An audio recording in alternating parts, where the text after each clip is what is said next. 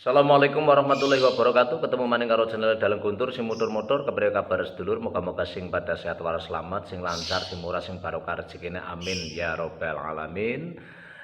Sedulur, hari ini juga masih melanjutkan di Patet Songo. Kali ini saya akan mencoba sulukan Anlasak Wonowoso. Anlasak Wonowoso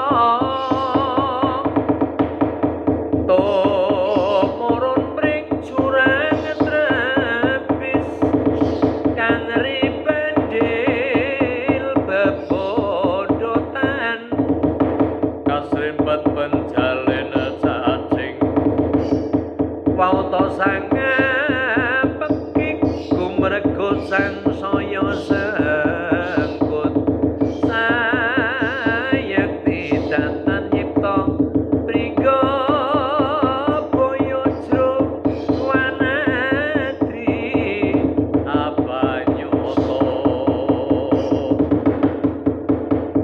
satriya ripta radya makaten kathah kekiranganipun nyuwun pangapunten. Wassalamualaikum warahmatullahi wabarakatuh.